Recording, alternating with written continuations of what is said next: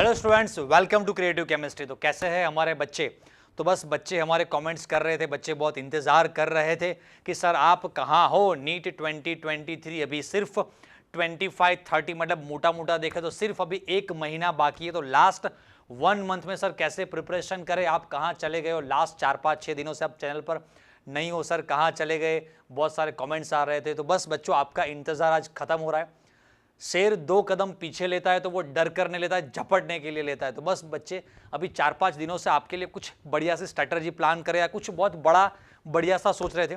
हमने सोचा कि यार यूट्यूब पर देखें तो इतने सारे चैनल्स अवेलेबल है, वो गुजराती मीडियम हो या इंग्लिश मीडियम हो या हिंदी मीडियम हो, जो भी मीडियम्स हो, इतने सारे टीचर्स बच्चों को पढ़ा रहे। तो यार हम पढ़ाएंगे तो उसमें हम बच्चों के लिए क्या नया कर सकते हैं? क्योंकि यार आपका बोर्ड एग्जाम खत्म हुआ, उसके 1-2 दिन के बाद तुरंत ही हम चाहे तो मतलब डायरेक्टली अनाउंसमेंट करके जो एक ऑर्डिनरी मेथड से, जो जनरल मेथड से, जो जनरल तरह से हर जगह पर यहाँ जो करवाते, वैसे ही अगर हमने PYQs अगर आपको सॉल्व करवाने स्टार्ट कर दिए, चैप्टर सिर्फ सिंपली मेथड से सिर्फ रिवाइज करवाना स्टार्ट कर दिया, तो यार वो तो बहुत लोग कर रहे हैं और बहुत आप भी अपने आप कर सकते हो। आप शायद आपके स्कूल, कोचिंग, ऑफलाइन में जहाँ पर भी जाते हो वहाँ पर भी शायद ये कर रहे हो। तो हमारी भाई एक इंटेंस है कि बच्चों को मैं क्या करके कुछ अलग तरह से हम बच्चों को हेल्प कर पाए।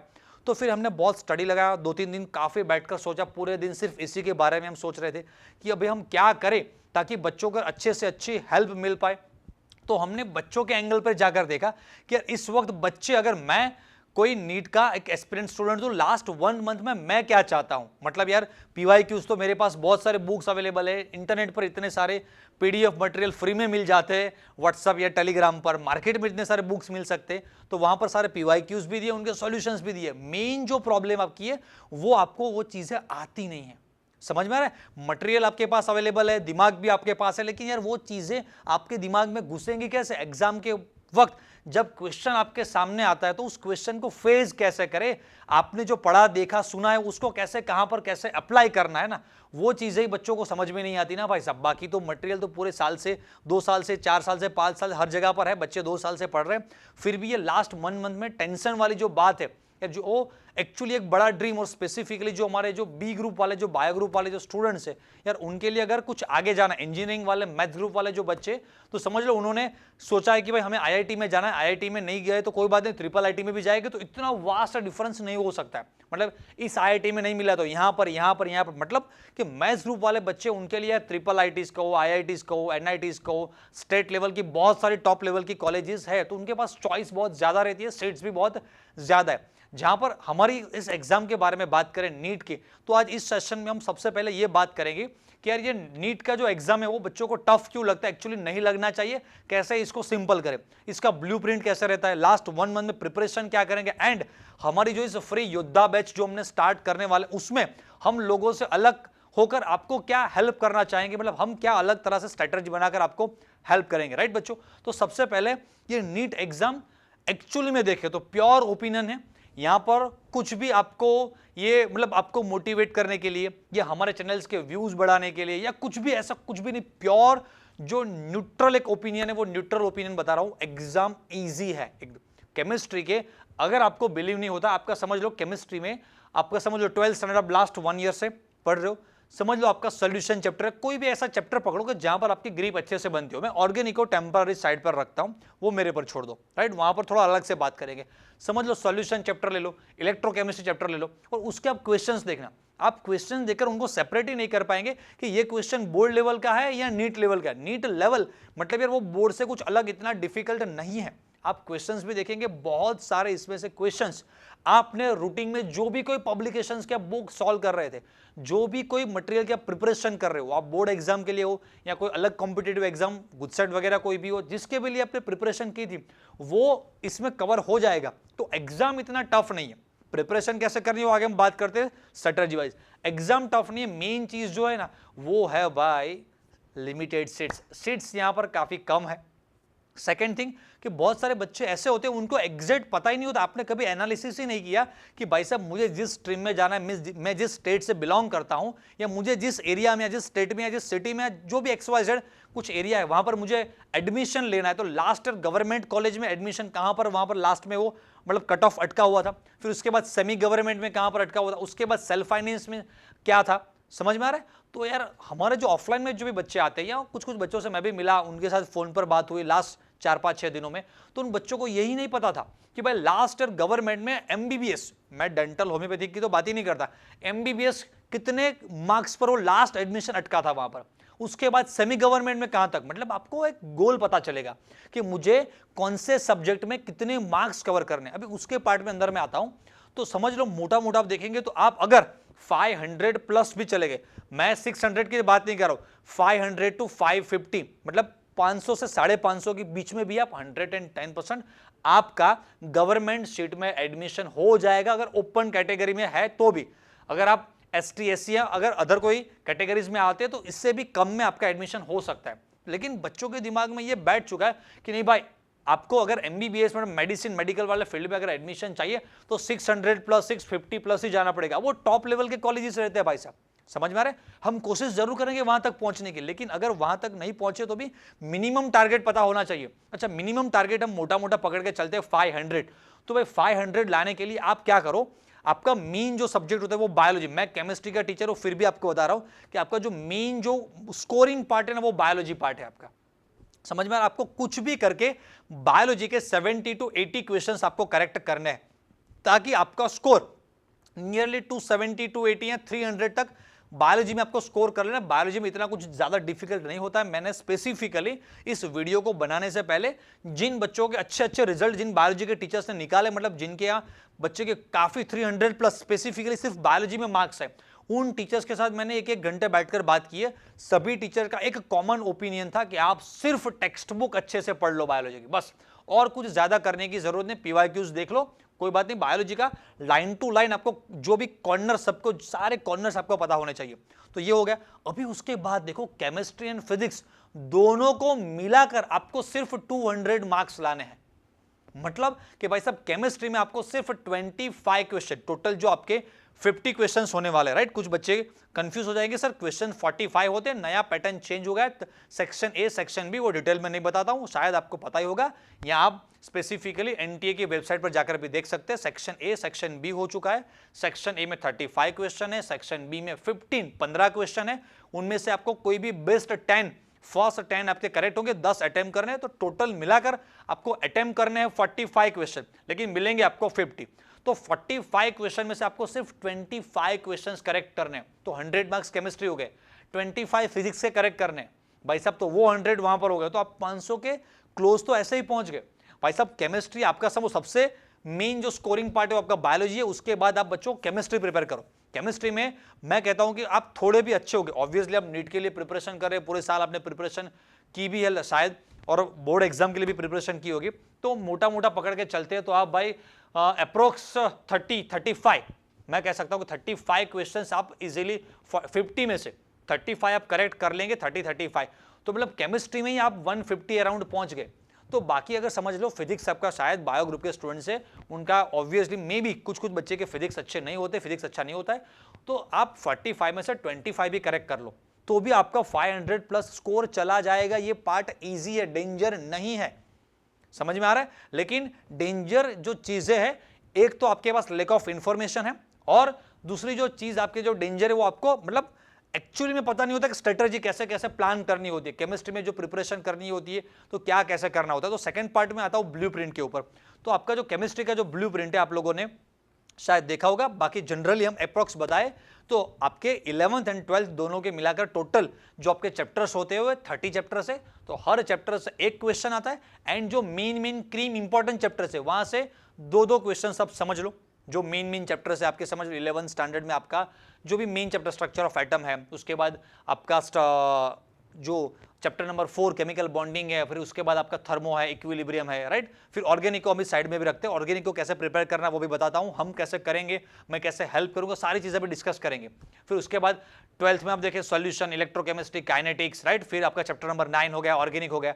तो वो जो कुछ 10-15 चैप्टर्स 11, 12 के जो काफी इंपॉर्टेंट चैप्टर्स है, तो वहां से 2 क्वेश्चन समझ लो, राइट। और उसके बेस पर और भी डिटेल में बताता हूं कि आप में मार्केट में बहुत सारे पब्लिकेशन है, वहां पर डिटेल में चैप्टर वाइज स्टडी दिया हुआ है कि भाई इस चैप्टर में से topic wise last 10 years 15 years में से किस टॉपिक से कितने क्वेश्चंस आए, तो वहां से भी आपको समझ में आ जाएगा कि भाई कौन से टॉपिक पर आपको लास्ट 1 मंथ में ज्यादा फोकस करना है। बाकी हम जो सारे सेशंस लाएंगे उस सेशंस में भी मैं डिटेल में आपको बताता जाऊंगा। ये समझ में आ गया कि ब्लूप्रिंट में ऐसे अभी प्रिपरेशन का प्लान कैसे रखे। जो मैंने एक चीज बताई थी कि डेंजर क्यों लगता है बायोलॉजी में, सॉरी आपका नीट एग्जाम डेंजर वाला पार्ट है, आप दिल से मानेंगे अगर नीट में सिर्फ 12th का सिलेबस हुआ तो सर वो तो बहुत बढ़िया आता है, कर लेंगे। क्योंकि 11th स्टैंडर्ड जो है ना, वो जब आप 11th स्टैंडर्ड में आए थे इतना आप सीरियस नहीं थे, इतना कॉन्शियस नहीं हुए थे, या तो ये कह सकते हैं कि भाई आप जो आपने 11th में जो सारी चीजें पढ़ी थी उसके बाद 1 मंथ उसके ऊपर एक चला गया, सॉरी 1 ईयर पूरा उसके ऊपर चला गया है, राइट। तो मतलब बहुत चीजें तो ऐसी होगी उसके ऊपर अभी यार 1-1.5 महीना मतलब 1-1.5 साल से ऊपर ज्यादा, मतलब समझ लो नियरली 18 या 20 मंथ्स उसके ऊपर चले गए। जो आपने स्टार्टिंग में जो सारे चैप्टर्स पढ़े थे तो ऑब्वियसली वो सारी चीजें आप भूल चुके हो। जो हमारे ऑफलाइन वाले बच्चे या बहुत सारे बच्चों को मैं हर साल मिलता हूं, सभी बच्चों को यही प्रॉब्लम है, सर अभी बैठकर 11th स्टैंडर्ड पढ़ना है ना, वो सबसे बोरिंग डेंजर वाला पार्ट लग रहा है। तो आप प्रिपरेशन में स्टाइल देखो कि आप डेली केमिस्ट्री के सिर्फ 2 चैप्टर्स आप अच्छे से करते हो, पूरे दिन में आपको सिर्फ 2 चैप्टर अच्छे से करने। एक आप 11th स्टैंडर्ड का चैप्टर ले लो, आप एक 12th स्टैंडर्ड का चैप्टर ले लो, क्योंकि 12th स्टैंडर्ड में आपका ग्रिप है, समझ में आ रहा है, तो आपको थोड़ा अच्छा फील होगा, मतलब यार हाँ चलो कुछ तो समझ में आता है, बोरिंग पार्ट नहीं लगेगा।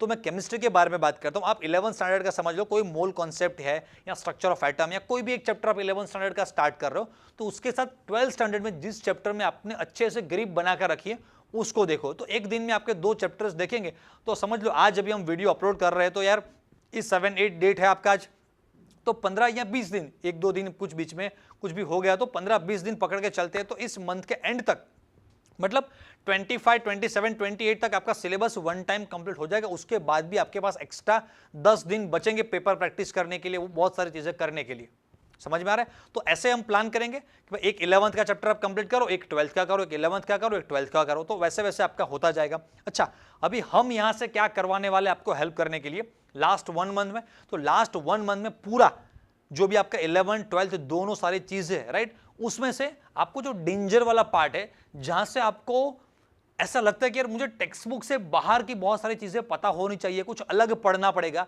वो जो मेन पार्ट है वो आपका ऑर्गेनिक केमिस्ट्री। मैं भी मानता हूं कि ऑर्गेनिक केमिस्ट्री में कोई भी ये नहीं बोल सकता कि आपका जो एनसीईआरटी टेक्स्ट बुक है वही पढ़ो उससे ही आएगा। मैं चैलेंज के साथ उनको क्वेश्चंस बता सकता हूं कि लास्ट ये प्रीवियस ईयर्स के आप 30 ईयर्स के क्वेश्चन देखे, ये हाँ कॉन्सेप्ट मिल जाएगा भाई हमारे टेक्स्ट बुक में। इंडक्टिव इफेक्ट है, हाँ है, मेसोमेरिक इफेक्ट है, हाँ है, ये वो वाली बात हुई। कोई छोटा सा बच्चा उसको आप समझा रहे हो 2 + 2 = 4, तो ये समेशन आपने उसको सिखा दिया। 1 + 2 = 3, 5 + 5 = 10। अच्छा बच्चे आपको समेशन आ गया, हाँ अभी समेशन करो, 350 + 2 97, 350 प्लस एक और ऑकवर्ड नंबर कुछ दे दिया 367 + 987। अच्छा इसको समेशन में अभी इसको समेशन करो। और जब बच्चा वो ज्यादा टाइम लगाता है, वो लगता है कि यार बोरिंग है, थोड़ा डिफिकल्ट हो रहा है, तो टीचर क्या बोलेंगे, अरे यार जो एनटी है वो क्या बोलता है आपको कि यार ये तो आपको पढ़ाया हुआ है, ये तो summation part. Yes, this is the question from the topic of summation या सब्सट्रैक्शन, जो भी कहो उससे क्वेश्चन, लेकिन उसका लेवल देखो। मतलब आपके टेक्स्ट बुक में इंडक्टिव इफेक्ट, मेसोमेरिक इफेक्ट या डिहाइड्रेशन, SN1 SN2 सारे टॉपिक्स देख लो, उनके बेसिक इंफॉर्मेशन वहां पर दी हुई है। आप पूरा जीओसी देखेंगे तब आपको समझ में आएगा कि एक्चुअली में कितनी सारी चीजें जो हमारे टेक्स्ट बुक में नहीं है। तो ये ऑर्गेनिक में मैं 0% भी इनके साथ एग्री नहीं हूं कि भाई आप जो एनसीईआरटी का टेक्स्ट बुक है वो पढ़ो, सब कुछ उससे ही आता है। भाई मैं आपको दिखाऊंगा कि जो एनसीईआरटी का टेक्स्ट बुक है कहां पर ये चीजें है, आप बताना, राइट, समझ में आ रहा है। तो यार जिन्होंने पूरा स्टडी अच्छे से नहीं किया, जो जानते नहीं है ना, वो ऐसा बोल देंगे कि भाई टेक्स्ट बुक से ही आता है, लेकिन एक्चुअली में जब क्वेश्चन सॉल्व करने बैठते तो बच्चों को पता चलता है कि भाई हमने एनसीईआरटी तो पढ़ा है लेकिन ये तो कुछ एनसीईआरटी से आ नहीं रहा है। तो सबसे पहले हम ये स्टार्ट करेंगे, आपका बेसिक से स्टार्ट करेंगे। सब मतलब बहुत सारे बच्चे ऐसे होंगे जिन्होंने 11th स्टैंडर्ड में शायद नीट अच्छे से नहीं किया हो या नहीं भी किया हो, डायरेक्टली 12th से कुछ नीट की प्रैक्टिस स्टार्ट की, और कुछ बच्चे ऐसे भी होंगे कि अभी अभी बस लास्ट 1 मंथ में नीट की प्रैक्टिस करना चाहते। तो उन बच्चों के लिए एक जीओसी एक पार्ट है हमारा, जनरल ऑर्गेनिक केमिस्ट्री। तो अब सबसे पहले स्टार्ट करेंगे जीओसी से, बेसिक से स्टार्ट करके सारी चीजें बहुत ही लिमिटेड टाइम में प्रिसाइसली सब कुछ इतने बढ़िया लेवल पर। मतलब यार आप किसी भी बड़े से बड़े इंस्टीट्यूट, आप पूरे इंडिया लेवल कोई भी बड़ा सा बड़ा इंस्टीट्यूट ले लो, आप उनके जो स्टार बैच, जो टॉप लेवल के जो टीचर्स रहे थे, उनके नोट्स देखना, एंड हम जो चीजें वीडियो में करवाएंगे, जो सेशंस में हम चीजें करवाएंगे, हमारे नोट्स देखना। आप कहीं पर भी ऐसा फील नहीं करेंगे कि यार हाँ इनको बहुत बढ़िया मिल गया, इसमें इतना कुछ कम नहीं, राइट। बहुत सारे टीचर्स के हमने पूरा यूट्यूब समझ लो, मतलब यार पूरा छान मारा है यार, सभी के नोट, सभी के मटेरियल, सब कुछ हम लोगों ने देख लिया। तो उससे कुछ हटकर कुछ बढ़िया, क्योंकि आपको कुछ अलग देना है ना, तो उससे कुछ बढ़िया, कुछ हटके कुछ अलग करना पड़ेगा। तो बस उस चीज को अच्छी तरह से आपको बताने के लिए आपकी मेहनत जितनी भी हो उतनी कम करके कॉम्पैक्ट वे में आपको पूरा जीओसीएम अच्छे से, या उसके बाद पूरा रिएक्शन मैकेनिज्म है, आपका हाइड्रोकार्बन पार्ट है, फिर चैप्टर 10, 11, 12 जो 12th के जो चैप्टर्स है, अल्कोहल, फिनॉल, एल्डिहाइड, कीटोन, उनमें से सारी, ना ऊपर ना नीचे, प्योरली जो नीट लेवल के क्वेश्चंस ही है। यहां पर ऐसा कुछ भी नहीं होगा कि भाई हमारे इंस्टीट्यूट का नाम बढ़ाने के लिए एक्चुअली में कुछ क्वेश्चंस की जरूरत नहीं होती है भाई, इतने टफ क्वेश्चंस कभी भी नहीं आते, लेकिन बच्चों को टीचर की वैल्यू या इंस्टीट्यूट की वैल्यू समझाने के लिए, उन्होंने जो फीस पे की उसकी वैल्यू समझाने के लिए इतने डिफिकल्ट क्वेश्चन भाई करवाने पड़ते हैं भाई। एक सिर्फ ये फॉर्मेलिटी वाली चीज है, बच्चों को एक डराने के लिए, और उनको ऐसा लगना चाहिए कि नहीं भाई साहब ये टीचर बहुत ही ब्रिलियंट है, या तो ये इंस्टीट्यूट बहुत ही जबरदस्त है, या तो फिर नीट यार बहुत डिफिकल्ट है। तो वो चीजें आपके दिमाग में एक बार डालने के लिए यार एक्सट्रीमली टॉप लेवल के क्वेश्चन शायद करवाते होंगे कभी कहीं जगह पर, तो वो प्योर, क्योंकि अभी हमारे पास सिर्फ 1 मंथ है, तो यहां पर ना तो इंस्टीट्यूट, ना तो टीचर, ना कुछ स्टाइल बाइल, कुछ भी नहीं भाई, अभी प्योर नीट लेवल पर चढ़ना पड़ेगा, ना ऊपर ना नीचे। तो आपको ताकि पता चले कि यार मुझे एक्चुअली इस लेवल की प्रिपरेशन करनी है, और इसी लेवल के क्वेश्चंस हर साल, आप लास्ट 30 ईयर्स के क्वेश्चंस भी देखेंगे तो भी आपको पता चल जाएगा। और बहुत सारी चीजें जो डिटेल में हम सेशन में बात करने वाले, अभी नहीं बता दे, सेशन आप देखेंगे तब आपको पता चलेगा कि यार क्या नेक्स्ट लेवल का हमने वो सारी चीजें बनाई है सारी टीम ने मिलकर। तो मैंने स्टार्टिंग में बता दिया था कि भाई हम जो 4-5-6 दिन गुम हो चुके थे, तो वो डर के नहीं, बस बहुत बड़ा छलांग लगाना है बच्चों को अच्छे से, मतलब वो जो पूरा ऑर्गेनिक जो डेंजर वाला पार्ट है ना, हाँ आप वो मुझ पर छोड़ दो। लास्ट 1 मंथ है, आपके एंड से मैं क्या चाहता हूं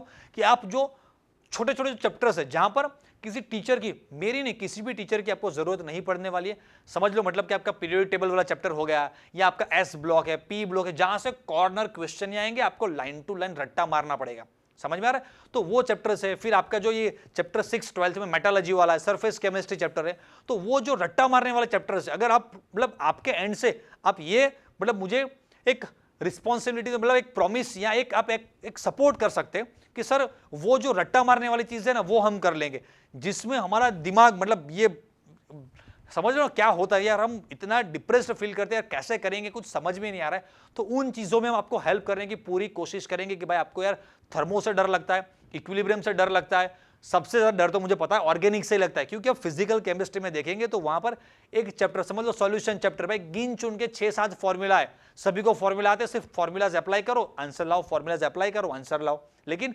ऑर्गेनिक इतना वास्ट, इतना बड़ा है, मतलब समझ में नहीं आता आपको कुछ कि यार कौन सा पार्ट जीओसी है, कौन सा रिएक्शन मैकेनिज्म है। इतने सिंपल लेवल से, इतने अच्छे लेवल से आपको समझाएंगे प्योरली। सेशन के बाद आप जीओसी के मास्टर ना हो जाओ तो बताना, सेशन के बाद आप रिएक्शन मैकेनिज्म वाले पार्ट है, रिएक्शन इंटरमीडिएट वाला पार्ट है, या कोई भी सब्स्टिट्यूशन, एडिशन, वो सारी चीजें ऑर्गेनिक में वो क्या कैसे पूछते हैं। आप एक चीज छोटी सी बता दो, फिर लास्ट में सेशन अब इसको एंड कर दे। ऑर्गेनिक के अब लास्ट 30-35 ईयर्स के क्वेश्चंस देख लेना, और उन क्वेश्चंस में से कितने क्वेश्चंस आपको ऐसे मिलते हैं कि जहां पर आपको जो भी रिएक्शन का जो टाइटल है, डाउ प्रोसेस, कॉल्बे स्मिड, रीमर-टीमान, हॉफमैन, ये सारे नेम मिलेंगे। रेयर, मैं बोलता हूं कि 1% भी क्वेश्चन आपको ऐसे नहीं मिलेंगे जहां पर ये सारे नेम मिलेंगे, क्योंकि नीट का जो एग्जाम है कुछ अलग तरह का है भाई। वहां पर आपको जो रिएक्शन का टाइप है ना, सब्स्टिट्यूशन है, ये न्यूक्लियोफिलिक सब्स्टिट्यूशन है, न्यूक्लियोफिलिक एडिशन है, ये इलेक्ट्रोफिलिक सब्स्टिट्यूशन है, वो सारी चीजें पता होनी चाहिए। कहां से कौन सा कैसा बॉन्ड ब्रेक होता है, वो सारे क्वेश्चंस होते हैं, वो देखना। समझ, डायरेक्ट आपको नहीं बताएंगे ये कॉल्बे या रीमर-टीमान या डाउ या क्यूमिन है, वो आपको पता करना है कि किस कैटेगरी के अंडर आता है ये रिएक्शन। तो उस तरह से प्रिपरेशन करनी होती है भाई साहब, समझ में आ रहा है। तो बस भाई वैसे प्रिपरेशन करेंगे। और नीट के लिए लास्ट में बता दे भाई कि यार सबसे जो मेन चीज आपके लिए ना, डेंजर जो चीज है वो है, इस वक्त आपको शांति से घर पर बैठकर पढ़ाई करनी है।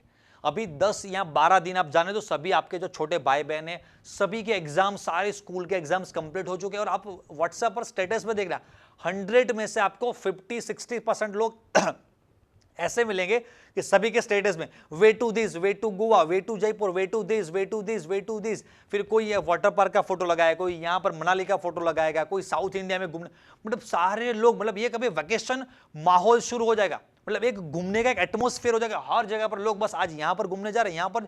और उस वक्त हमारे जो नीट के जो एस्पिरेंट है, जो नीट वाले बच्चे ना, उनको कुछ भी नहीं करना होता है। सारी दुनिया घूम रही है और उनको शांति से बैठकर एक कमरे में बैठकर यार फोड़ना होता है। तो यार वो सबसे डिफिकल्ट पार्ट है।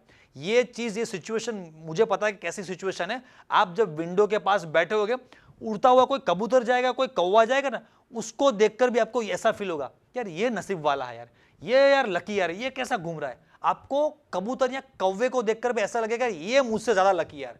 समझ में आ रहा है? आप ऐसा फील, बस ये 1 मंथ नीट में सबसे डेंजर जो चीज है ना, ये बस इस तपती गर्मी में बैठकर तपस्या करना घर पर बैठकर, वही नीट का मेन है।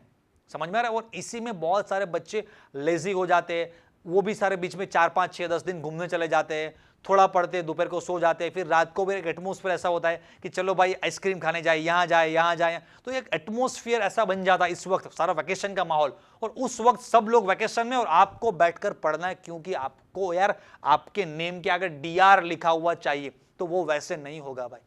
समझ में आ रहा है? बैठकर सेटिंग, मतलब वो सेटिंग लगाना पड़ेगा, करना पड़ेगा बच्चों। समझ में आ रहा है या नहीं समझ में आ रहा है? यस बच्चों, तो बस हम आगे मिलते हैं किसी और नए वीडियो के साथ, राइट? तो बस आप हमारे साथ जुड़िएगा, और इस फ्री योद्धा बैच में अभी हम धमाका मचाने के लिए आ रहे हैं। तो बस मिलते हैं किसी नए वीडियो के साथ, तब तक के लिए tata bye bye, have a nice day.